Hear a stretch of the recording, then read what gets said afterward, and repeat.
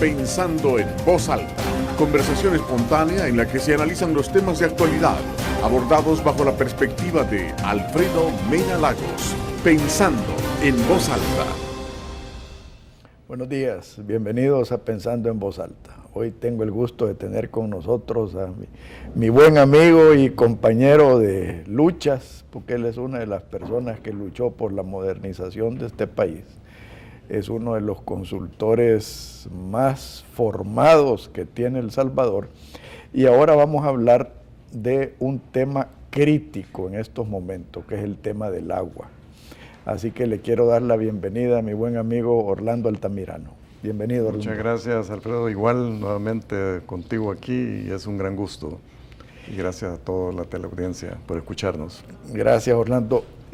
¿Por qué no haces un análisis de la situación hídrica de este país? Porque no hay que hablar solo del agua, sino que es una situación hídrica que implica un aspecto más amplio. Sí.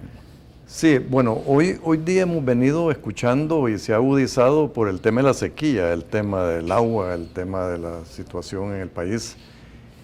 Y yo hablaría más que todo cómo El Salvador puede asegurar su seguridad hídrica para el futuro. Y hay que como tener muy claro cuáles son los elementos que nos están afectando en este momento, nos han afectado en el pasado y nos van a afectar en el futuro. Hay un tema que es interesante conocer en primer lugar, y es que los salvadoreños usamos solamente menos del 10%, 9% del agua que tenemos disponible. O sea que en términos teóricos, llamémoslo así, tenemos suficiente agua en el país. Sin embargo, la queja permanente y lo que el público y la población identifica es que tiene escasez. Identificamos que hay desperdicio del recurso. Pero lo más importante quizás es lo que está sucediendo actualmente, que es un porcentaje muy grande de las aguas superficiales y de las aguas subterráneas están contaminadas. Y eso sí es un tema que hay que ponerle mucha atención para el futuro, porque en la medida que se contaminen, la disponibilidad del recurso para riego agrícola, para consumo humano, para uso industrial, para incluso uso energético, va a ir poco a poco disminuyendo más. Por otro lado, los sistemas de tratamiento de aguas que tenemos actualmente son de hace 100 años. No están respondiendo, obviamente, a esa necesidad que tenemos de crecimiento de la población, de crecimiento de la actividad económica e industrial. Entonces, y una alta deforestación, que cuando uno mira los mapas de las cuencas en las diferentes publicaciones que el Ministerio de Medio Ambiente ha hecho, vemos que hay una tremenda deforestación, hay una permanente presión urbana, digamos, en las ciudades más importantes, y la infiltración y la reforestación prácticamente no se dan. Entonces esto hace que el agua, cuando llueve, escorra y se va para el mar y se desperdicia. Entonces la situación realmente es crítica, y ahora que estamos en época de sequía, que está exacerbado por el tema del cambio climático, ya el niño y la niña son situaciones que afectan. Son compañeros permanentes. Son compañeros permanentes, exactamente, y entonces son más prolongados los días sin llover. En algunos casos son eventos extremos de que llueve mucho y tenemos inundaciones, y el país en las condiciones de vulnerabilidad que tiene, las pérdidas al final de cuentas son altas. Entonces todos estos temas realmente hay que abordarlos, como tú decías en un principio, desde una visión integral. Ahora, vamos por partes. Orlando, me llama mucho la atención la contaminación del agua. ¿Cuáles son las fuentes principales de contaminación? Ahí se me ocurre a mí las industrias, se me ocurre a mí la agricultura. ¿Cuáles son las principales fuentes de contaminación? Mira, realmente El Salvador no cuenta con plantas de tratamiento, por ejemplo, municipales. Digamos, la ciudad de San Salvador, que de 2 millones de habitantes, si pensemos un poco en los volúmenes, ANDA, por ejemplo, le coloca a la ciudad de San Salvador casi 5 metros cúbicos por segundo de agua para poderla abastecer. Esa agua se va al río a Celguate prácticamente, en la cuenca baja de la cuenca. Y esa agua se va sin tratamiento. Son aguas negras que tienen un nivel de contaminación en términos de carga orgánica. Eso no se trata. Si pensamos un poco ciudades como las plantas de tratamiento que existen en Managua, por ejemplo, que es una de las plantas que muchos funcionarios y amigos míos han visitado, es una planta para 1 millón de habitantes que antes descargaba todas las aguas negras de Managua al lago de Managua. Hoy día hay una planta de tratamiento donde las aguas se descargan al agua en Managua, pero obviamente bajo una normativa ambiental que cumple, ¿verdad? Entonces no le está causando ya el impacto al lago que le causaba anteriormente. Entonces esta es una fuente importante y es una de las fuentes más grandes, o sea, la actividad humana, digamos. La otra actividad que tal vez en volúmenes no sea tan grande si la comparamos con la actividad humana en términos de metros cúbicos, llamados de volumen, es la actividad industrial que tú mencionabas. Nosotros tenemos un parque industrial importante en algunas zonas del país. Mucho de ello es parque seco, que no ocupa mucha agua. Por supuesto. Básicamente aquí estamos hablando de industrias de bebidas y alimentos, fundamentalmente industria textil, digamos. Hay rastros municipales, hay industria avícola, que son las industrias que utilizan mucha agua, industria de papel, que industrian mucha agua en sus procesos. No son muchas las que tenemos, pero la cantidad de contaminación que vierten realmente es casi equivalente a la que vertimos los humanos, porque sus niveles de carga orgánica son muchísimo más elevados, son 10, 15 veces más grandes. Digamos, esa es otra fuente de contaminación. Y estas industrias están ubicadas en cuencas muy importantes para el país. Ya el Ministerio de Medio Ambiente y en estudios de hace muchos años se han identificado 3 cuencas altamente contaminadas, que es la de la Celguate, el río Acelguate, el río Sucio y el río Suquiapa. En esas cuencas y de esos ríos realmente se produce una gran contaminación que al final se va al río Lempa, que es nuestra fuente de vida en todo sentido, pues fuente de energía, fuente de alimentos, etcétera. Entonces, y las otras fuentes también contaminantes es en las prácticas agrícolas, que son fuentes más difusas por el tema de fertilizantes que usas. Cuando hay escorrentías se lavan y se van a los ríos y es muy difícil cuantificarlas, digamos, en términos de cantidad, pero que también forman parte, digamos, de todo el entorno de contaminación que tienen nuestras aguas superficiales y nuestras aguas subterráneas, porque al final de cuentas las aguas superficiales que están contaminadas se infiltran en los mantos acuíferos que después nosotros estamos utilizándolos para proveernos de agua potable. Y ya tenemos en El Salvador pozos que tienen contaminación, por supuesto, además de la contaminación propia de la estructura geológica que tiene el país, ¿verdad? Otro punto que mencionaste es la deforestación. Yo por experiencia propia te digo que creo yo que la mayor deforestación la hace la población. Mucha gente le echa la culpa a los desarrolladores, y ya vamos a hablar de eso, pero por lo menos en mi experiencia, y te digo, a mí me han acabado fincas de café, mis vecinos, que llegan a robar leña, se desaparece la sombra, el café en esa zona, pues el café necesita sombra, se acaba el cafetal, y muy bien, gracias. Es un problema político difícil de manejar, pero es un problema serio. Sí, y hace poco, creo que esta semana fue que el Ministerio de Medio Ambiente, o en los periódicos, presentaron precisamente una información del Ministerio donde estaba muy bien diagramado todo el corredor seco, hoy por la sequía. O sea, era un mapa que toda la parte de Jiquilisco, en la parte oriental del país, en la zona costera, y la parte precisamente donde tenés tu actividad cafetalera en occidente. Pero si a ese mapa nosotros le ponemos la cobertura vegetal del país, te vas a dar cuenta de que precisamente coincide con las zonas de sequía. Es decir, es muy, muy importante entonces la cobertura vegetal del país precisamente para reducir el impacto de la sequía. Entonces ahí es donde el tema de la reforestación del país es fundamental, sobre todo en aquellas cuencas que tienen altísima producción de agua y por otro lado tienen aguas subterráneas muy ricas, mantos acuíferos muy importantes para el país.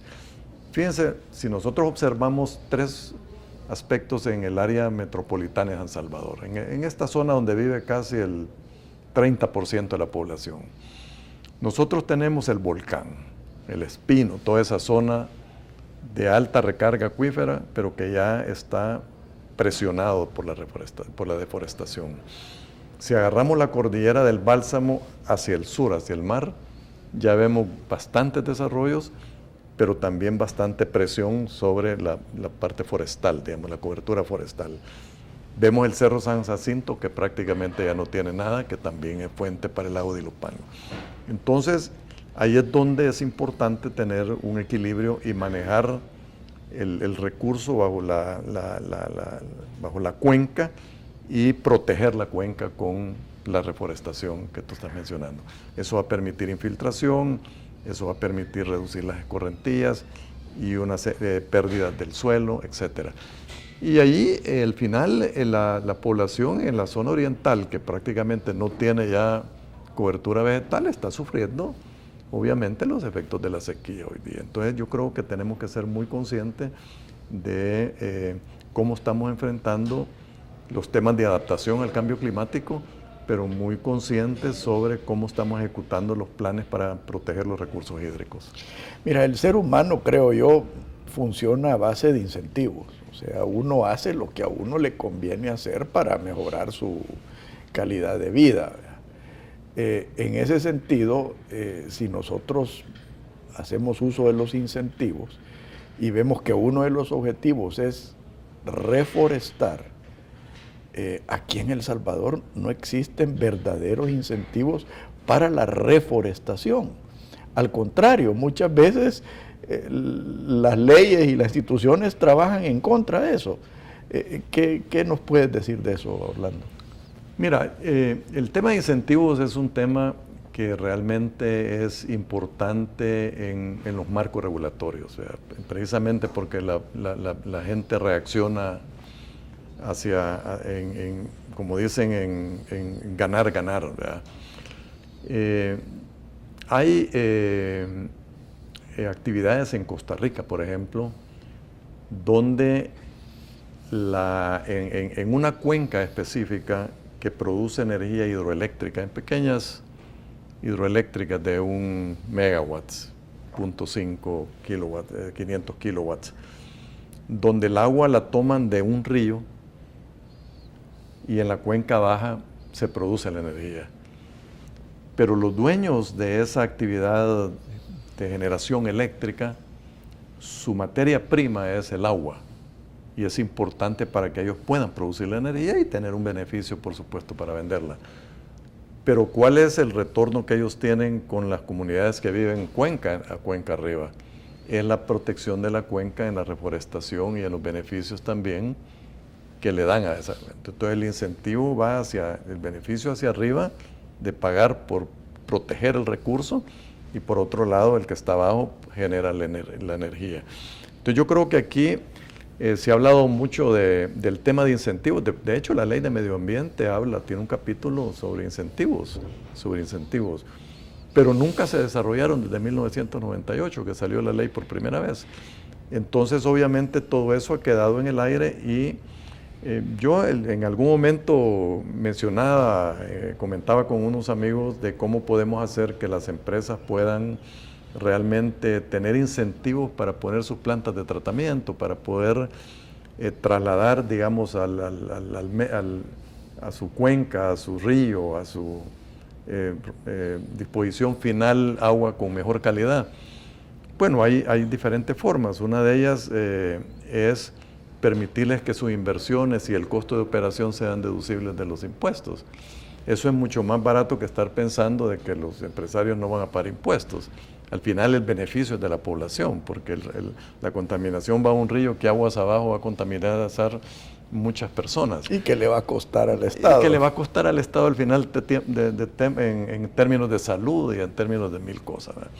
Entonces, aquí es donde tenemos que ser muy imaginativos y muy innovadores para poder resolver los problemas, ¿verdad? Pero sí, ese es un vehículo fundamental para poder hacerlo. Fíjate que en Nicaragua, por ejemplo,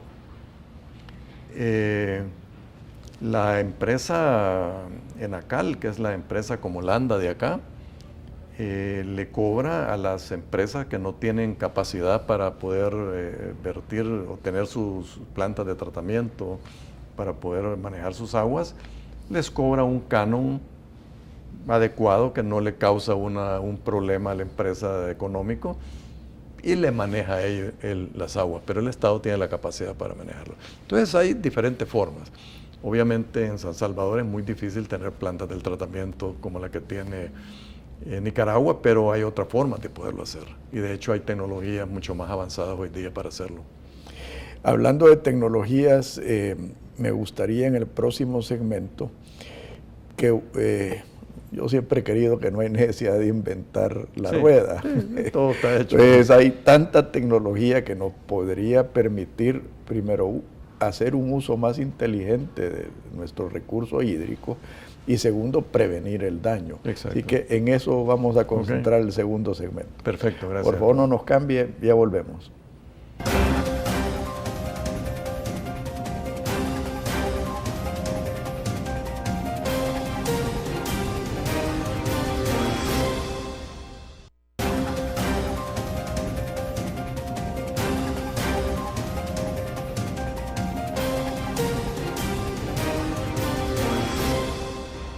Orlando, muchas veces la tecnología es la solución de nuestros problemas. A mí se me ocurren varias que tú eres experto en eso. Está el tema de la reinyección, está el tema del reciclaje del agua. ¿Qué nos puedes decir de esas alternativas? Sí, definitivamente, Alfredo. Les voy a poner un ejemplo muy claro. En Israel, y que por cierto lo publiqué en mis redes sociales, en Israel el 85% de las aguas residuales, o sea, las aguas negras, digamos, se usa para riego agrícola, 85%. Y de hace muchísimos años. En California solo se recicla para uso agrícola el 5% y tienen problemas de sequía muy grandes ahorita en California. En El Salvador, y muchos de ellos de origen político. Exactamente. Y hoy día, y aquí en El Salvador, no hemos puesto atención en esto. El tema del reuso de aguas residuales en diferentes formas, ya hay legislaciones en muchas partes del mundo. Tal vez hace 10 o 15 años las tecnologías de tratamiento no permitían el uso eficiente y seguro de esa agua. Porque no filtraban bien los elementos patógenos, las bacterias patógenas y por otras razones. Pero hoy día ya hay tecnologías que permiten filtrar el agua al grado de poderle eliminar los patógenos al agua. Entonces hoy día hay legislaciones que te permiten el reuso de las aguas residuales para uso de jardinería. Te lo permiten para uso agrícola. Tú puedes, a través de un buen tratamiento, irrigar cañales, irrigar plantaciones de plátano. Y hay también, y dependiendo del costo obviamente, puedes irrigar invernaderos con riego por goteo con aguas residuales. De hecho, yo hace poco presenté un proyecto a un concurso de un grant de una cooperación internacional de colocar una planta de tratamiento en una zona periurbana, digamos, donde hubiera 10,000 habitantes, 15,000, 20,000 habitantes, para usar esas aguas que ellos desperdician y que las tiran al río y que la contaminan el mar o lo que fuera. Usar esas aguas y esa ciudad, sobre todo en el corredor seco del Salvador, donde no hay agua, y utilizarla para irrigación. Hace poco salía, creo yo, una fotografía donde veíamos los canales del distrito de riego de Zapotitán secos totalmente, ¿verdad? bueno, probablemente hay daños estructurales en el canal, pero supongamos que están buenos y que podemos correr agua allí. Bueno, el agua de Lourdes, el agua residual de Lourdes o de esas zonas industriales grandes, perfectamente tratada con tecnologías modernas, tú la puedes colocar en un canal de riego de ese tipo y la gente poder utilizarla para su agricultura. O sea, en los grandes desarrollos, digamos, urbanos, por ejemplo, y yo me he encontrado con algunos de ellos, no es necesario usar agua sacada del pozo que viene de otros lugares con un costo alto, sino que el agua misma que se produce ahí la reciclas bien tecnológicamente bien tratada. Entonces, ese es un mito de que no se puede usar. Hoy día, países en Europa, en Asia, están usando casi el 100%. Y de hecho, los astronautas que están en la estación espacial están reutilizando su agua, pues. No, y hay, como tú dices, diferentes tecnologías para eliminar patógenos. A mí se me ocurre la radiación. O sea, también la radiación es eficiente y en muchos quirófanos en los Estados Unidos y en países desarrollados para eliminar todos los contaminantes que hay en las salas de operación. Utilizan la radiación 10 minutos antes de una operación y dejan el lugar completamente limpio. Sí, definitivamente. Hoy día hay tecnologías a base de membranas que ha producido, por ejemplo, General Electric en Estados Unidos y LG, las televisoras electrónicas también en Asia, donde las membranas tienen poros de menos de un micrón. Entonces ahí detenés cualquier cosa que quiera pasar y el agua te sale totalmente limpia. Y además que algunas de esas cosas que no pueden pasar tienen sus usos. Exactamente, exactamente. Entonces, es cuestión de hacerlo inteligentemente. Es correcto. Y cuando tú le quitas toda esa carga orgánica a las aguas residuales y la concentras, esa es una biomasa que la puedes utilizar para producir energía, ¿verdad? Entonces hoy día realmente el tratamiento de aguas es prácticamente una cero descarga, ¿verdad? Es decir, tú producís energía con los materiales orgánicos que le quitas, limpias el agua y la volvés a reutilizar. Ahora, otra cosa, se me ocurre a mí la reinyección del agua. O sea, a veces las escorrentías, que para nosotros los agricultores es un problema, existe tecnología de reinyección, pero eso eso requiere una inversión. Sí, y hay que limpiar el agua para no contaminar los mantos acuíferos, ¿verdad? Pero, por ejemplo, por alguna razón aquí en El Salvador, y los japoneses lo propusieron hace muchos años en la zona oriental, utilizar el río Huascorán y la comunicación con Olomega y la laguna de Olomega y la Jocotal. Y precisamente era tener reservorios, digamos, para poder infiltrar agua y tener almacenada agua. Y que obviamente el agua tiene que tener ciertas características, tiene que tener el cuidado de que no se contamine, por supuesto. Pero eso te estabiliza en momentos de alta precipitación y tienes siempre guardada agua para irrigación y agrícola. Entonces, son cosas que muchos estudios de estos están en los, como dicen, en las libreras o en las computadoras o en los discos duros de mucha gente, pero hay que ponerlos en práctica, ¿verdad? Y hay que ponerlos. Hablemos del gran reservorio de El Salvador, el lago de Ilopango. O sea, nosotros nos quejamos que no tenemos agua, sin embargo, hacemos las grandes inversiones para hacer más eficiente el drenaje del lago de Ilopango. O sea, a mí hasta cierto punto, y corregime porque puede que sea la ignorancia la que esté hablando, pero a mí me parece hasta cierto punto incompatible de estar drenando el lago de Ilopango, pudiendo ser el gran reservorio de San Salvador. Sí. Mira, esa es una cuestión interesante, ¿verdad? ANDA está haciendo muchos esfuerzos desde hace rato de poder ver cómo utiliza el agua de Ilopango, porque definitivamente es la fuente que tenemos hoy día. Y de hecho están usando parte del agua en una forma muy limitada, porque el agua de Ilopango tiene una característica por ser volcánico, que tiene ciertas cantidades de boro que no que están más allá de las normativas. Pero eso puede ser tratado. O sea. Sí, exactamente. Entonces ahí hay dos cuestiones. Mira. Entre más agua de lluvia le llegue al lago de Ilopango, más se diluye el boro. Exactamente, tienen menos. Entonces no le saquemos el agua ahorita. Menos concentración. Exacto, no le saquemos el agua. Pero por otro lado, tú puedes llegar a las concentraciones de agua que tú necesitas para no tener problemas de contaminación, porque al final esa agua entra a las redes de distribución y se diluye más.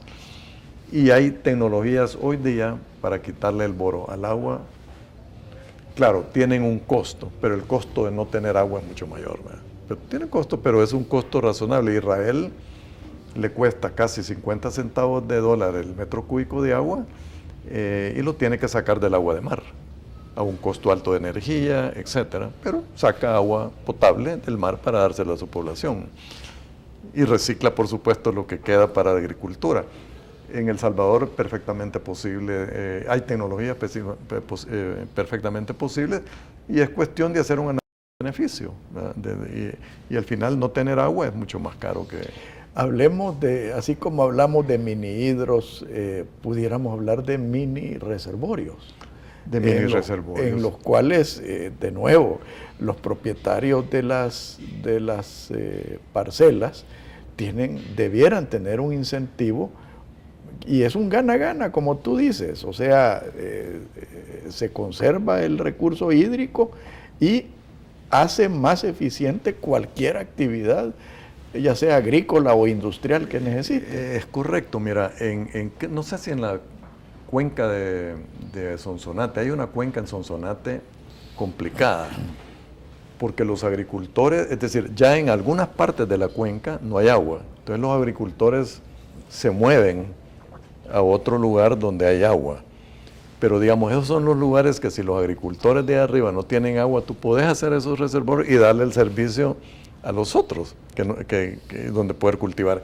Entonces, esas son las cosas que el país y nuestra gente tiene que empezar a pensar, porque cada día que pase, cada año que pase, la presión que vamos a tener en el recurso va a ser grande si no hacemos nada. O sea, el costo en competitividad, el costo en enfermedades, el costo en agricultura va a ser tan alto que realmente vamos a estar en problemados. Y no esperemos que llegue ese momento.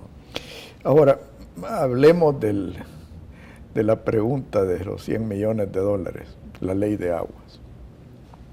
Eso le causa mucha ansiedad a toda la gente, o sea, desde el que es propietario de una fuente de agua hasta el consumidor, y es entendible, pues, y hablábamos fuera de cámara, Orlando, que una buena ley debe tener un balance entre la protección de derechos privados y las necesidades sociales. O sea, ¿cómo visualizas tú este proceso? Bueno, sí, la ley de aguas ha sido un tema que se ha venido discutiendo y ha creado muchas ansiedades. Yo creo que hay algo que es importante, mira, antes de entrar al tema de derechos, hay un tema importante y es que en este momento el país tiene por lo menos 14 cuerpos legales que están relacionados con el agua. ANDA tiene su ley que tiene que ver con el agua, el Ministerio de Agricultura, la CEL tiene que ver con el tema de energía, o sea, hay 14 cuerpos legales. Y obviamente hay 10 instituciones más o menos que son las autoridades sobre esos pedazos de ley, llamémosle así. Entonces, obviamente, te puedes imaginar cómo coordinas y cómo aseguras la gobernabilidad del recurso en esas condiciones. Realmente es bien difícil. Si no, imposible. Exacto, hay esfuerzos, por supuesto. Hoy el Ministerio de Medio Ambiente con ANDA están trabajando juntos, pero tú tenés otras 8 instituciones más y tenés otros 10 cuerpos legales más que están. Entonces, esa es una realidad que tenemos. Entonces, hay una cosa que es muy clara y que nosotros necesitamos legislar sobre el recurso para poder realmente reducir, digamos, esa discrecionalidad o esa atomización que tenemos. Y entonces ahí es donde la ley de agua se vuelve un tema muy importante, digamos. Pero se vuelve importante en el sentido que tú podás hacer una gestión sostenible del recurso. Una gestión sostenible del recurso que obviamente equilibre las demandas de la sociedad, que respete los derechos privados, y ese equilibrio que se tiene que tener en toda sociedad, en todos los temas. Pero por otro lado, tú tenés que tener una institucionalidad fuerte que asegure que eso se va a cumplir, porque de lo contrario es otro desorden, ¿no? Y por otro lado, es importante que asegure la gobernabilidad, o sea que todos tenemos que estar adentro del tema, ¿verdad? Porque si no aseguras la gobernabilidad, cada uno agarra su pedazo, ¿verdad? Y este es mi acuífero aquí, ¿verdad? Yo hago lo que quiero aquí y aquí no le doy a nadie, ¿verdad? Entonces, y así institucionalmente y todo. Entonces yo creo que si para poder tener una seguridad hídrica en este país, tenés que asegurar esas 3 cosas.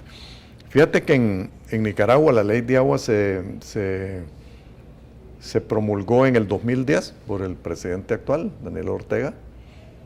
Es una ley donde es una autónoma, es una institución autónoma. Hay un consejo, participan diferentes ministerios que tienen que ver con el recurso para poder compatibilizarlos, coordinarlos. Pregunta, perdón que te interrumpa, ¿tiene participación el sector privado? Por supuesto que tiene participación. El sector privado está perfectamente definido y de hecho el sector privado agrícola, digamos, es un representante importante, digamos, y hay representantes por los consumidores también, que somos los que consumimos en segundo lugar la mayor cantidad de agua. Entonces,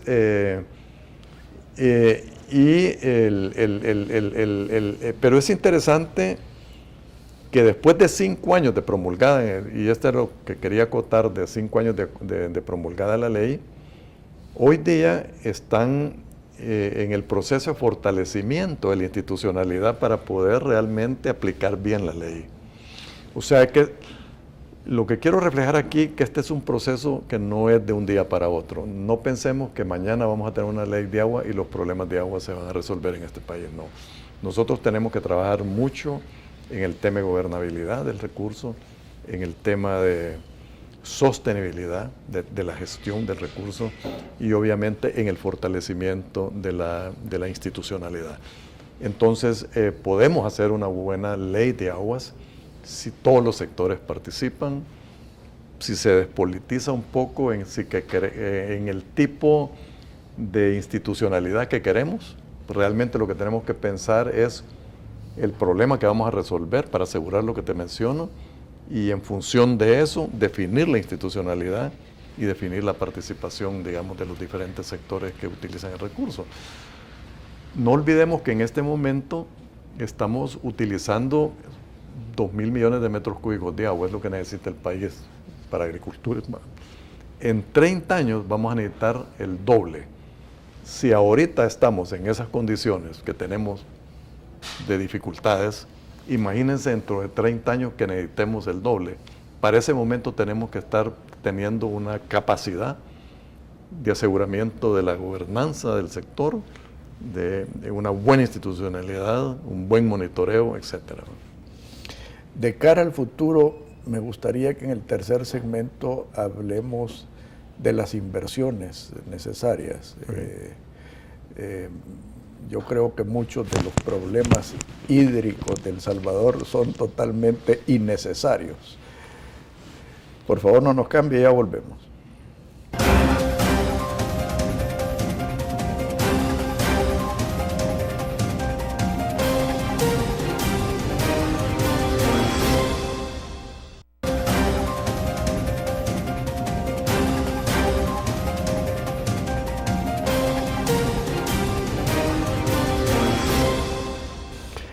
Orlando, quizás uno de los cargos más difíciles que se puede tener es ser presidente de ANDA, porque es verdaderamente difícil. Sí. O sea, no solo por lo que viene arrastrando ANDA, que para qué hablar de ello, pero veamos hacia el futuro. Una de las cosas que a mí me parece ilógico totalmente es tolerar que más del 50% del agua que ANDA distribuye se desperdicia a través de tuberías en mal estado. Sí. O sea, tuberías que ya caducaron por años de uso, sí. Y lo cual creo yo sería una de las inversiones más inteligentes que se pudieran hacer. Sí, sí.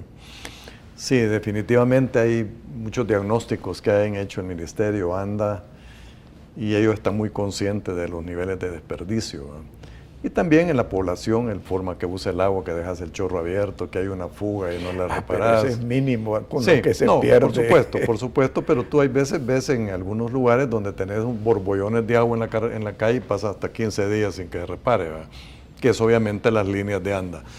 Sí, ese es un problema que es grande, sí necesitan muchas inversiones.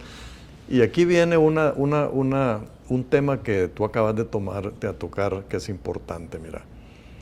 El Salvador emitió una ley de acuerdos público-privados. Yo acabo de estar en un foro aquí en El Salvador sobre ese tema y otro en el BID hace poco.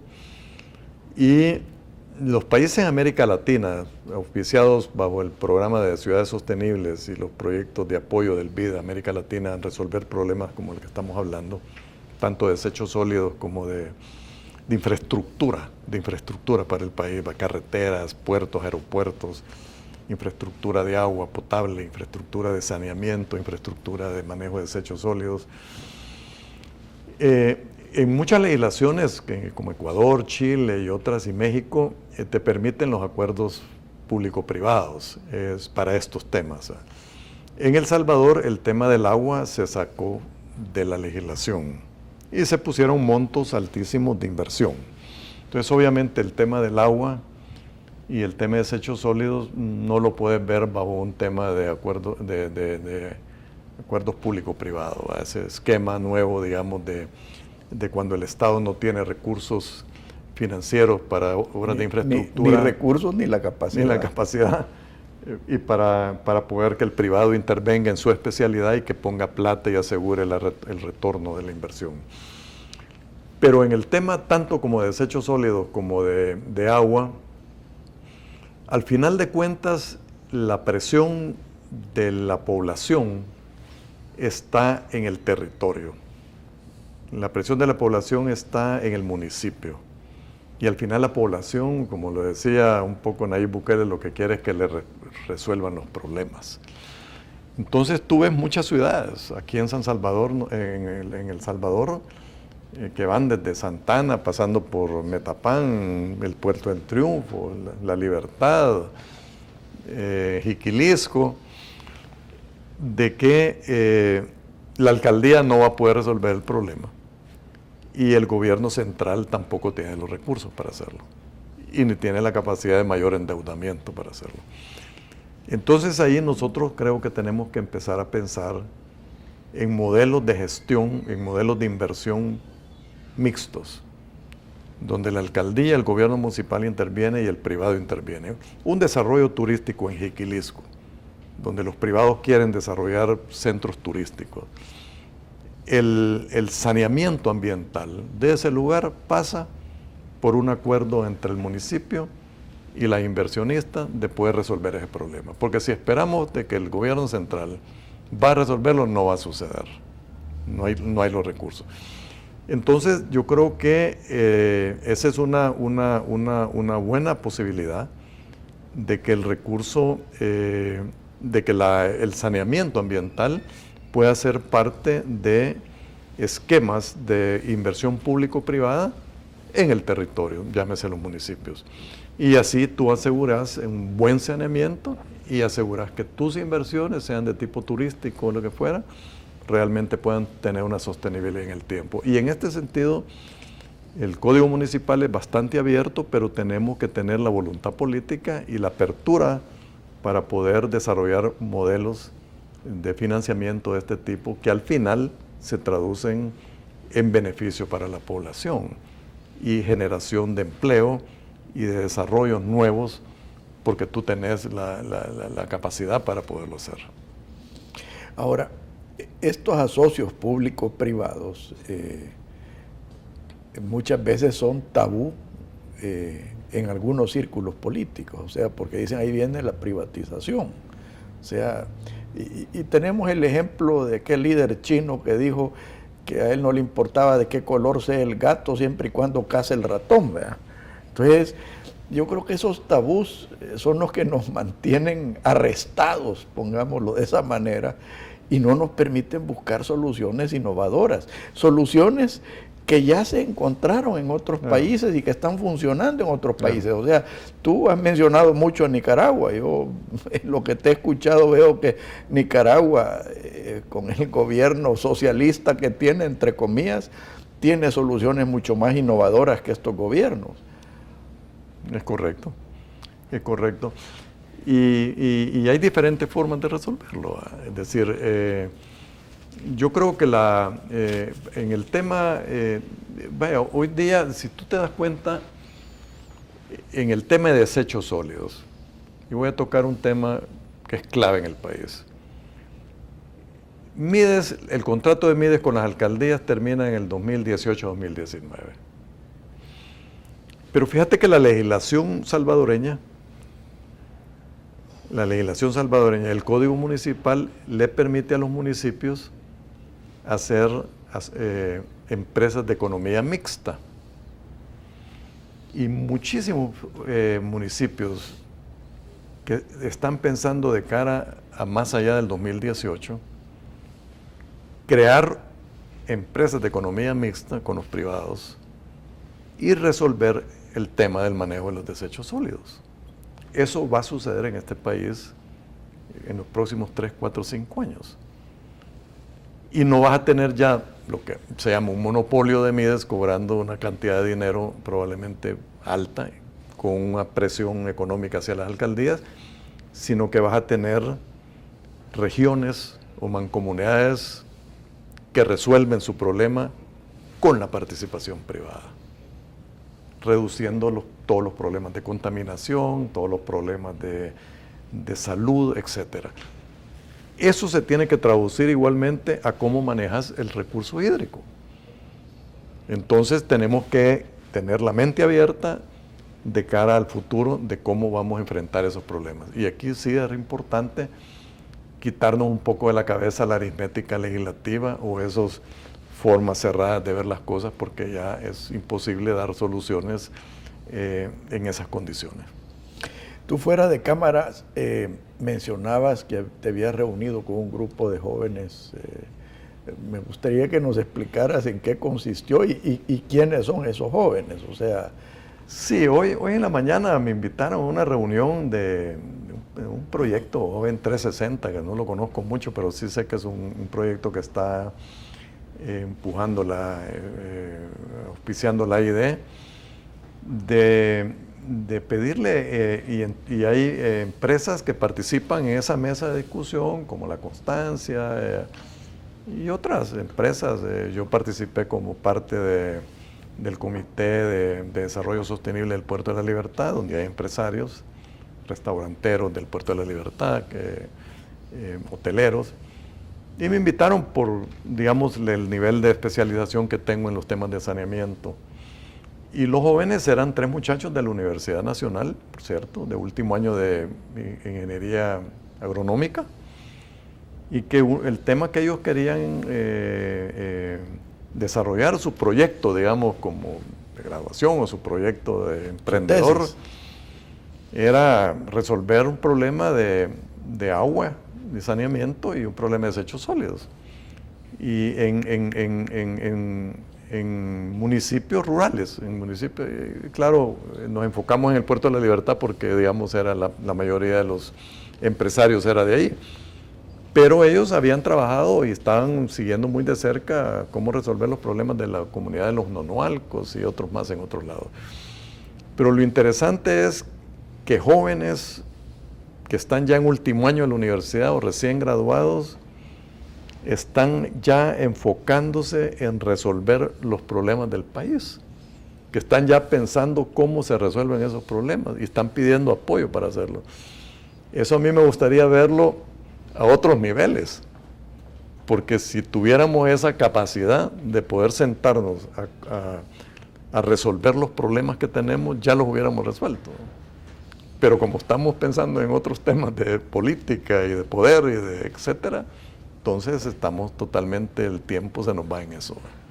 No, mira, y aquí desafortunadamente nuestra cultura es deficiente, ¿verdad? Y una de las cosas que siempre critiqué desde que estuvimos en modernización es que aquí primero queremos resolver el problema hasta que ya lo tenemos encima. Sí.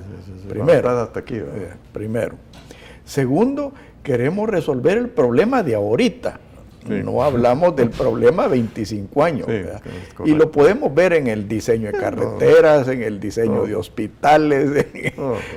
O sea, es una verdadera tragedia nacional que predomina esta cultura, o sea, y especialmente en la partidocracia, porque, no sé, o sea, yo creo que le debemos más a nuestros hijos que ese tipo de actitud. Sí, yo creo que sí. A mí me ha gustado mucho hoy cómo hemos estado hablando del tema de innovación, ¿verdad? Y yo creo que el tema de la innovación es fundamental que nuestros estudiantes, nuestros empresarios, nuestros políticos, los que están en los puestos de decisión, empiecen a pensar un poco diferente. Realmente, como tú decís, la tecnología está ahí. Es cosa de poder definir de qué otra forma podemos resolver un problema X. Tenemos que aprender a pensar en esa forma y no pensar en cuál es el beneficio que voy a sacar yo o cuál es la cuota de poder que voy a lograr. Mientras pensemos así no vamos a salir de nada. No, y lo más triste es que ¿qué beneficio voy a tener yo ahorita? Y ahorita, ¿verdad? Ahorita, ya, a veces ayer, ¿verdad? Sí, exacto. No nos ponemos a pensar en los beneficios. Primero, que los beneficios de la sociedad son nuestros beneficios. Y segundo, que es necesario proyectarnos hacia el futuro. Y tú mencionabas que la tecnología ahí está. Yo iría un poco más allá. Las soluciones ahí están. Sí. Si nosotros no tenemos problemas hídricos, hay suficiente agua. Preguntarle a Israel, ellos tienen problemas hídricos. Sí, es decir, Israel tiene 700 milímetros de lluvia en el año y aquí tenemos 1800, tenemos el doble, pues, más del doble. Allá no tienen problema, pues. Allá pueden haber sequías y todo, pero Israel sigue produciendo frutas y verduras para exportar al mercado europeo, pues. Entonces yo creo que sí hay que sentarse un poco en serio para enfocar a resolver los problemas. Y yo creo que los recursos están ahí. Sí, es importante, si no tenemos las capacidades, buscar las capacidades fuera o internamente, pero abordar los temas. Estructuralmente, Orlando, ¿qué se está haciendo para generar este tipo de políticas? Mira, yo estaba revisando la cantidad de ¿cómo se llama?, de instrumentos que tenemos, ¿verdad? Tú tenés prácticamente en los últimos 2 años se han generado por lo menos 10 instrumentos de política para el tema de recursos hídricos. Tenés la política de ordenamiento territorial, la ley de ordenamiento territorial, política de medio ambiente, estrategia nacional de medio ambiente, estrategia nacional de recursos hídricos, estrategia nacional de cambio climático, bueno, de todo, o sea, hay de todo ahorita. Y hay otra cosa que es interesante, ¿verdad? Recién se acaba de, hace algún tiempo comentaban en la televisión la ministra que habían formado el Gabinete de Sostenibilidad Ambiental, ¿verdad?, donde están los ministros que tienen que ver con el tema. Y recién hoy en julio el PNUD, bajo los auspicios del PNUD, ya agregó una nueva mesa. Hoy tenés una mesa de seguridad, hoy tenías una mesa de educación y hoy aparece la mesa de sostenibilidad y vulnerabilidad, que es otra instancia para enfocar los problemas. Entonces yo creo que es cuestión de empezar a actuar y empezar a tomar acción. O sea, tenemos todo, pues. Y claro, ahí está la ley, pero el hecho de que no tengamos la ley hoy no quiere decir que no pongamos a actuar. Yo creo que ya es tiempo de empezar a tomar medidas en serio y enfocar los problemas. Ahora, fíjate que yo a veces siento, Orlando, y corrígeme si estoy equivocado, que el problema no es la falta de acción, sino que la acción equivocada. Yo hablo con amigos que están en el negocio de la construcción, ponente. Ellos identifican como el principal obstáculo y principal motivo de la crisis que hay en la construcción el medio ambiente. Primero la tramitología, segundo decisiones equivocadas, tercero tabús. Aquí hay gente que como que quisieran volver a la edad de piedra, ¿verdad? Y se olvidan de las medidas sustitutivas, se olvidan de soluciones tecnológicas. Y entonces es como que si volvamos a la carreta, pues, volvamos a la bicicleta. O sea... Sí, mira, sí, eso es un tema que... Bueno, y lo triste de lo que tú estás hablando es que bajo los acuerdos de libre comercio que firmaron con Estados Unidos los países de Centroamérica y República Dominicana, hubo una cantidad enorme de dinero, que yo manejé parte de ese dinero, y te digo, yo manejé más de 50 millones de dólares, precisamente para fortalecer la institucionalidad ambiental de la región, para que tuvieran instrumentos de gestión ambiental modernos, para que tuvieran instrumentos de participación ciudadana, de cumplimiento y aplicación de la ley.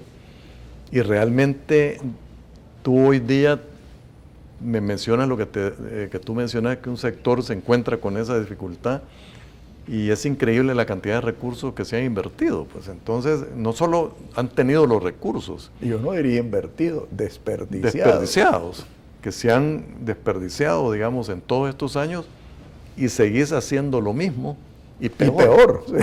Y peor. Entonces yo creo que ese es un tema de mucha reflexión, porque lo contrario el país no va a avanzar. O sea, nosotros podemos tener otros 10 estrategias, planes y políticas, pero vamos a seguir en la misma. Entonces yo creo que aquí hay que hacer un paro en el camino y definir realmente cuál es la visión que queremos para el futuro, para poderlo desarrollar en forma sostenible el país. Y fíjate que yo hasta cierto punto considero que es un problema filosófico. Yo siempre he creído que el medio ambiente debe de estar en función del ser humano, no el ser humano en función del medio ambiente, porque en el lugar de ser un círculo vicioso, se convierte en un círculo, virtuoso, se convierte en un círculo vicioso. Entonces, tenés gente con mentalidad obtusa, con un poco de autoridad, que lo que hacen es, lejos de mejorar el medio ambiente, afectar las condiciones sociales de la población. Y las demandas y necesidades de la población son demandas reales, necesidades reales. Entonces, tú no te puedes ir en contra del sector de la construcción, porque el sector de la construcción es el que verdaderamente te está resolviendo el problema social de la necesidad de vivienda. Sí, y lo puedes resolver en forma sostenible. Correcto. En Guatemala, ahí nomás estamos en Guatemala, y que no tiene legislaciones más estrictas o menos estrictas que la nuestra, tú te das cuenta cómo ha avanzado todos los programas de edificios verdes. Tú tenés desarrollos en Guatemala verdes totalmente, sostenibles, con armonía con el medio ambiente, con eficiencia energética, con uso de la iluminación natural. Es decir, ahí nomás tenemos que para ir a ver cómo se hacen las cosas bien, pues. Bueno, lástima que se nos terminó el tiempo. Este es un tema muy delicado. Orlando, quedo a tu disposición en lo que humildemente te pueda ayudar. Gracias. Creo gracias, que tu labor es importante para este país, y merece no solo atención, sino que la mentalidad correcta. Correcto. Ahí estamos también. Yo estoy hoy como independiente, ya no tengo, como dicen, no estoy ligado a ninguna institución, sino que estoy tratando de dar mi apoyo al país. De hecho, tengo un dicho que dice que tengo mi agenda de responsabilidad social personal. Y bueno, el trabajo de hoy en la mañana fue precisamente ir a dar mi tiempo voluntariamente a este grupo de jóvenes que están enfocados en resolver un problema ambiental en los municipios que ellos escojan. Pues que me alegro. Muchas gracias, Gracias. Orlando. Que Dios los bendiga a todos. Muy buenos días. Esto fue Pensando en Voz Alta, conversación espontánea en la que se analizan los temas de actualidad, abordados bajo la perspectiva de Alfredo